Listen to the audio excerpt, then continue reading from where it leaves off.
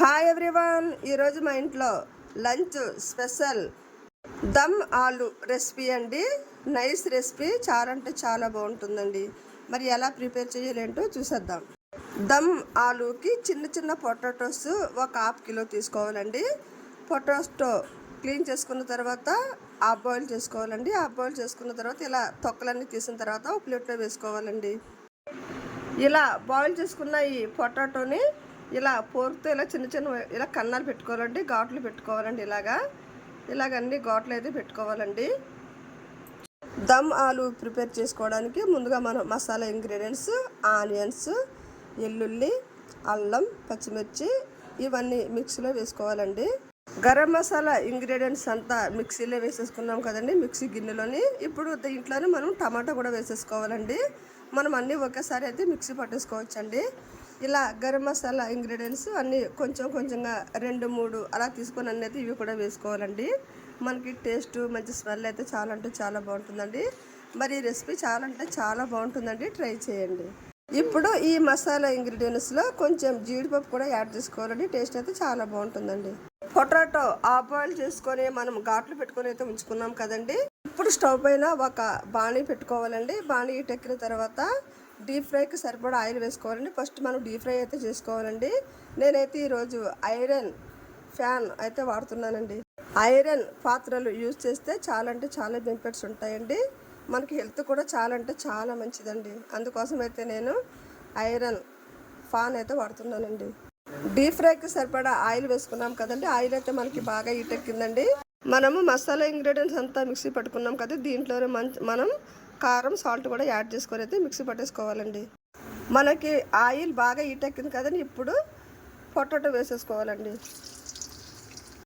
ఇలా పొటాటోస్ అన్నీ ఫ్రై చేసుకోవాలండి. గోల్డెన్ కలర్లోకి వచ్చినంత వరకు అయితే బాగా ఫ్రై అవ్వనివ్వాలండి. మనకు అప్పుడే చాలా పర్ఫెక్ట్గా ఉంటుందండి ఈ రెసిపీ. ఈ పొటాటోస్ ఇలా బాగా ఫ్రై చేసుకోవాలండి. ఇలా మధ్య మధ్యలో ఇలా కలుపుతూ ఉండాలండి, లేకపోతే మాడిపోతాయి. ఇలా కలుపుతూ ఉంటే బాగా ఫ్రై అయితే అవుతాయండి. చూసారా ఎంత పర్ఫెక్ట్గా ఫ్రై అవుతున్నాయో. ఇలా ఒకసారి బాగా కలుపుకోవాలండి. చూసారా మనకి పొటాటోస్ ఎలా ఫ్రై అవుతున్నాయో. గోల్డెన్ కలర్లోకి అయితే వచ్చేసేయండి. ఫ్రై అయితే చాలా పర్ఫెక్ట్గా వేయండి. చూసారా, మనం పొటాటోస్ ఇలా ఫ్రై చేసుకోవాలండి. మనకి ఎలా కనిపిస్తున్నాయండి, సేమ్ ఎగ్స్లా కనిపిస్తున్నాయి కదా, ఎగ్స్ ఫ్రై చేసినట్టుగా కనిపిస్తున్నాయి కదా. మరి టేస్ట్ అయితే చాలా అంటే చాలా బాగుంటుందండి. నైస్ రెసిపీ అండి, ట్రై చేయండి. మనకి బాగా ఫ్రై అయితే అయిపోయండి, గోల్డెన్ కలర్లోకి అయితే వచ్చేసేయండి. ఇప్పుడు తీసేసి ప్లేట్లో వేసేసుకోవాలండి. మనము బంగాళదుంపతో ఏ రెసిపీ చేసుకున్నా సరే చాలా అంటే చాలా బాగుంటుందండి, సూపర్గా ఉంటుందండి టేస్ట్ అయితేను. పొటాటోస్ అన్నీ తీసేసి ఇలా ప్లేట్లో వేసేసుకున్నాం కదండి.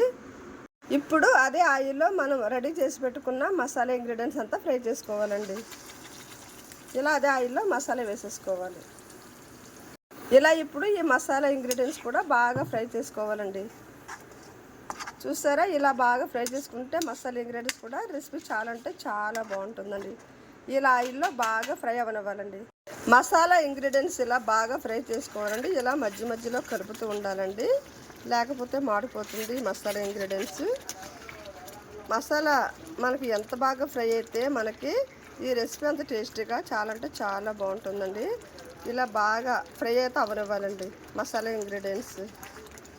మనకి మసాలా ఇంగ్రీడియంట్స్ అయితే బాగా ఫ్రై అయితే అయిందండి. చూసారా ఎంత పర్ఫెక్ట్గా ఫ్రై అయిందో, సూపర్గా ఫ్రై అయితే అయిందండి. ఇప్పుడు ఫ్రై చేసి పెట్టుకున్న ఈ పొటాటోస్ ఈ మసాలా ఇంగ్రీడియంట్స్లో వేసేసుకోవాలండి. వేసుకున్న తర్వాత ఒకసారి ఇలా బాగా కలుపుకోవాలండి. చూసారా, ఇప్పుడు కొంచెం కసూరి మెంతి ఇలా పౌడర్లో తీసుకొని అయితే పైన గార్నిష్ చేసుకోవాలండి. ఇలా కొంచెం పైన చల్లుకుంటే ఈ రెసిపీ చాలా అంటే చాలా బాగుంటుందండి. చూసారా ఎంత పర్ఫెక్ట్గా రెడీ అవుతుందో ఈ రెసిపీ. మనకి నైస్ రెసిపీ అండి, టేస్ట్ అయితే సూపర్గా ఉంటుంది, అదిరిపోతుందండి. ఇలా ఒకసారి బాగా కలుపుకొని స్టవ్ లో ఫ్లేమ్లో పెట్టుకొని అయితే కొంతసేపు అయితే ఇలా ఉడికించుకోవాలండి. ఇప్పుడు స్టవ్ పైన ఒక గరిటె పెట్టుకోవాలండి. గరిటె ఎక్కిన తర్వాత ఒక 3 స్పూన్లు గీ వేసుకోవాలండి. గీ బాగా హీట్ చేయాలండి. స్టవ్ లో ఫ్లేమ్లో పెట్టి గీ అయితే బాగా హీట్ చేయాలండి. ఇప్పుడు నెయ్యి బాగా ఎక్కిన తర్వాత ఇప్పుడు ఒక 1/2 teaspoon kalonji seeds, half spoon సోపు 2 కలిసి అయితే వేసుకొని ఇలా ఫ్రై చేసుకోవాలండి. ఇలా చిట్టపట్లాడిన తర్వాత స్టవ్ ఆఫ్ చేసుకోవాలండి. ఇప్పుడు మనం రెడీ చేసుకున్న ఈ రెసిపీలో ఇది వేసుకోవాలండి. ఇది వేసుకున్న తర్వాత ఒకసారి బాగా కలుపుకోవాలండి. చూసారా, ఒకసారి ఇలా బాగా కలిపేసుకుంటే ఇదంతా కలుపుకుంటే చాలా పర్ఫెక్ట్గా ఉంటుందండి ఈ రెసిపీ. టేస్ట్ అయితే చాలా బాగుంటుంది, ట్రై చేయండి. ఇంతేనండి, అదిరిపోయే టేస్ట్తో ఈజీ ప్రాసెస్తో దమ్ ఆలు రెసిపీ అయితే రెడీ అయిందండి. మనకి ఈ రెసిపీ చాలా అంటే చాలా బాగుంటుందండి.